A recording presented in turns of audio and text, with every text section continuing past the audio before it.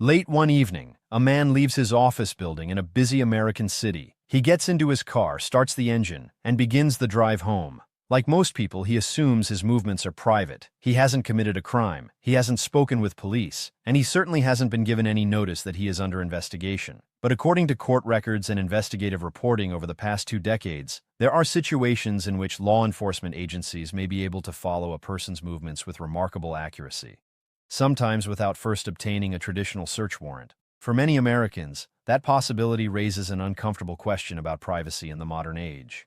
Because today, our phones, vehicles, and digital devices generate enormous amounts of location data. That information can reveal where someone traveled, when they arrived, and sometimes even how long they stayed.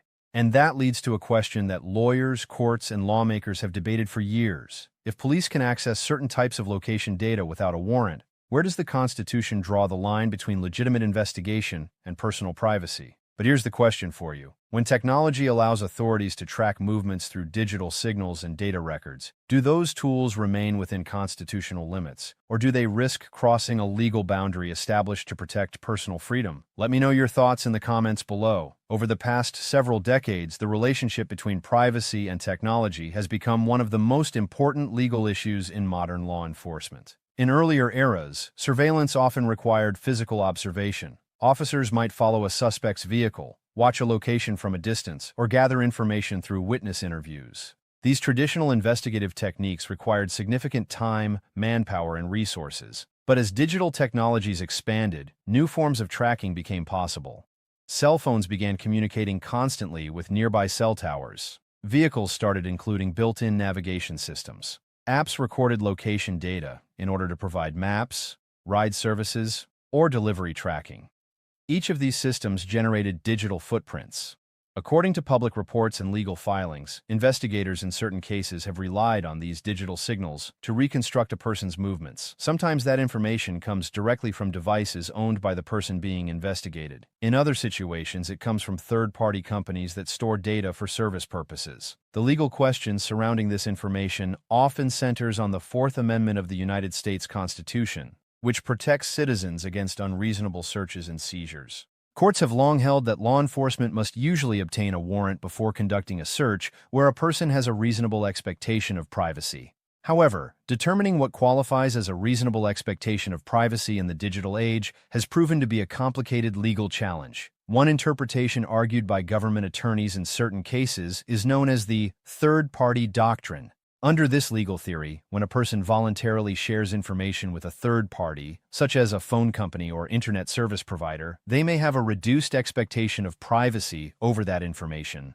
Supporters of this interpretation argue that businesses require access to certain data in order to operate their services. For example, a cell phone network must know which tower a device connects to in order to route calls and messages. From that perspective, some investigators have argued that limited access to certain records could be permissible without a traditional search warrant. But privacy advocates and constitutional scholars have raised serious concerns about this approach. They argue that modern digital records can reveal far more about a person's life than older forms of business data ever did. Location records, for instance, can show where someone sleeps, works, worships, shops, or spends time with family and friends. In that sense, digital data may create a detailed map of someone's daily life. Because of these concerns, several important court cases have addressed the question of whether law enforcement must obtain a warrant before accessing certain types of digital location information.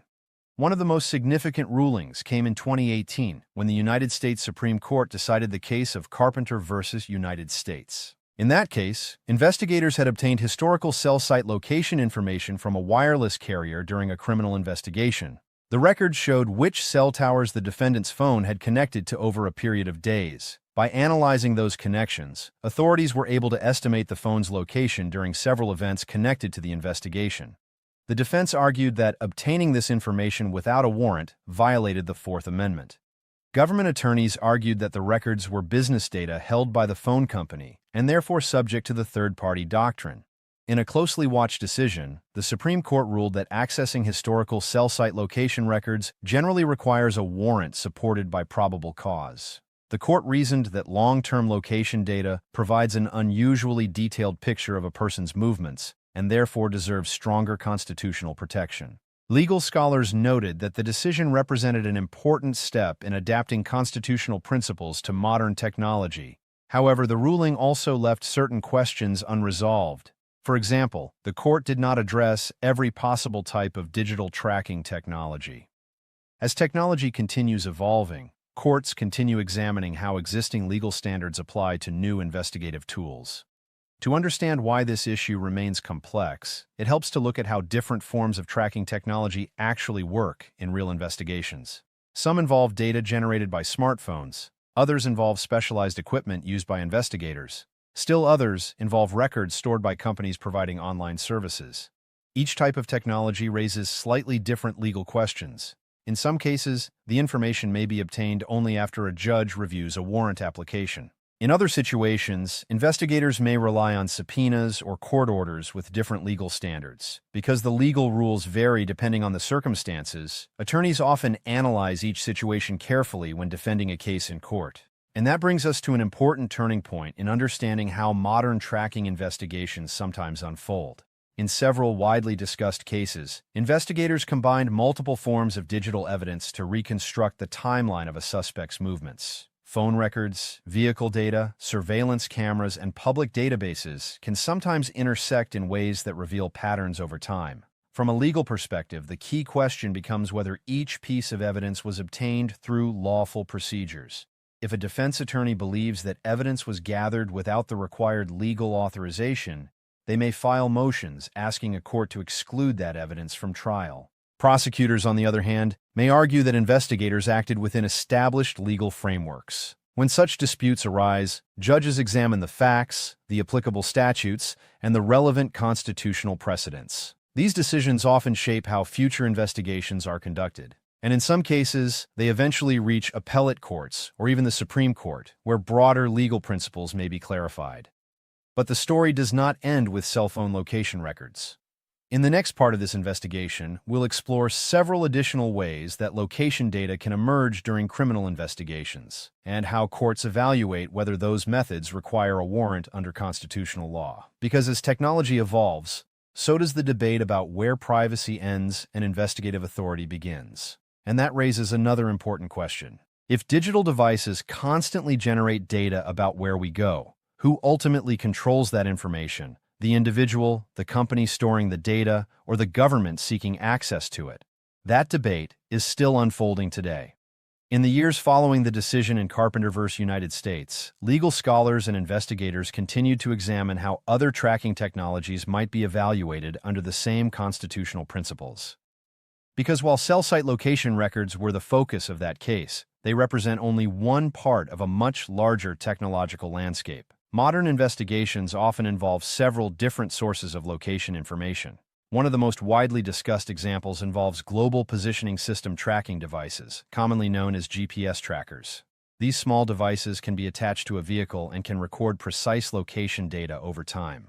Investigators have sometimes used them to follow the movements of a vehicle across days or even weeks.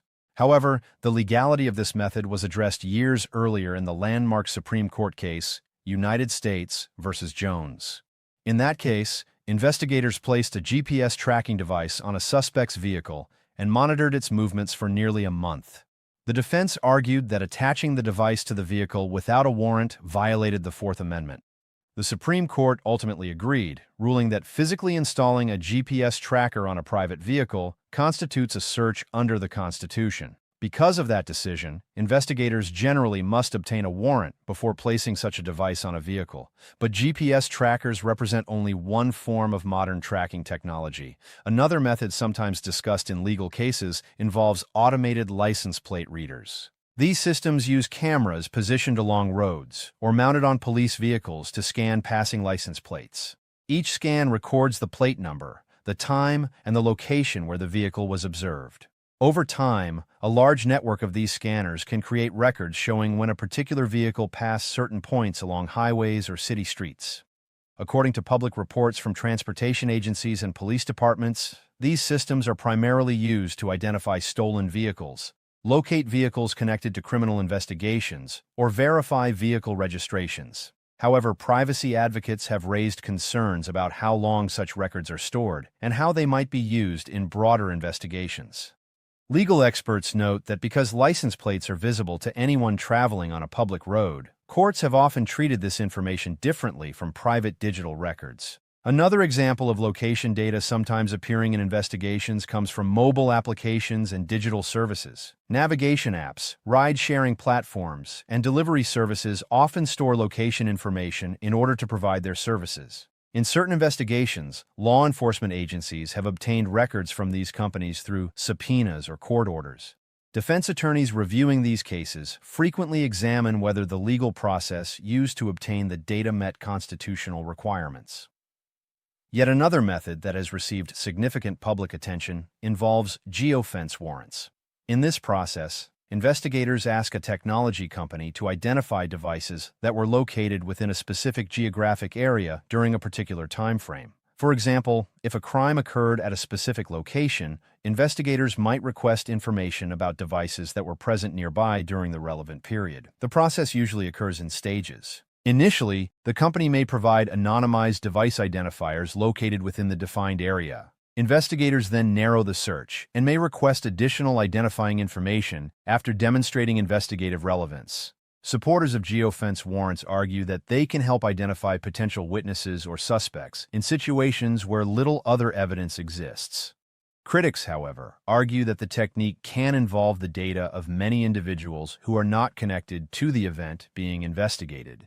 Because of these concerns, courts in several jurisdictions have begun examining how such warrants should be structured to comply with constitutional protections. Another technology occasionally discussed in investigative reporting is known as a cell site simulator.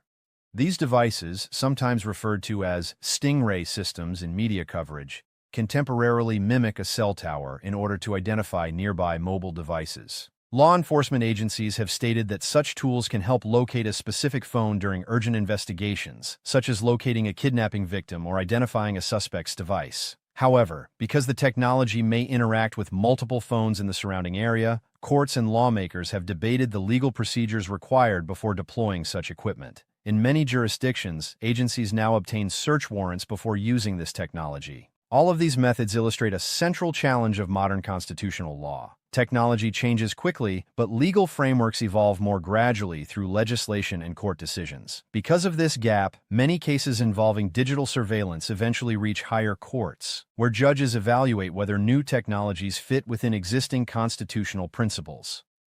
Legal scholars often emphasize that the Fourth Amendment was written in broad language precisely so it could adapt to changing circumstances. Its central principle is the protection against unreasonable searches and seizures. But determining what counts as unreasonable in a world of smartphones, connected vehicles, and cloud-stored data requires careful legal interpretation.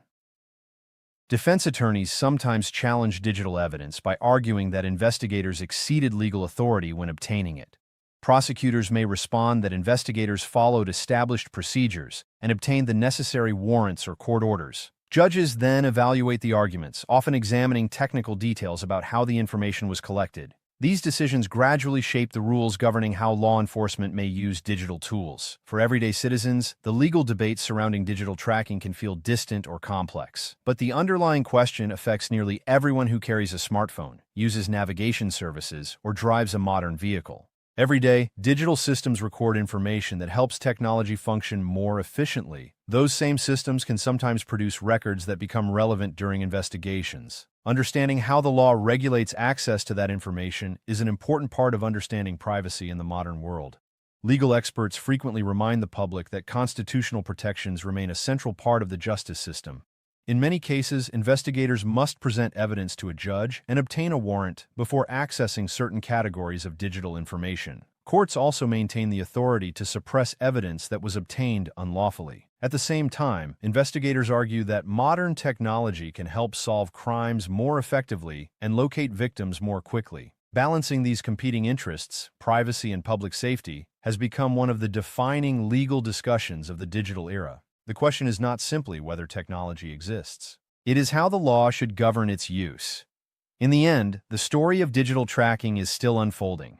Each new device, application, or network may introduce new forms of data, and each new case may test how constitutional principles apply to that information. Lawmakers, courts, and legal scholars will likely continue debating these questions for many years to come. But one point remains clear. The conversation about digital privacy is no longer theoretical. It is part of everyday life. And understanding how these legal frameworks operate can help citizens remain informed about the rights and responsibilities that shape modern society. So as technology continues advancing, one final question remains. Given the tools now available to investigators and the protections written into constitutional law, do you believe the current legal system strikes the right balance between privacy and security? Or do you think new laws will eventually be needed to address the challenges of digital surveillance? Share your perspective in the comments below. And if you found this breakdown helpful, consider subscribing to the channel for more in-depth discussions about legal rights, investigative procedures, and the real laws that affect everyday life. Because in an age where technology records more information than ever before, understanding the law has never been more important.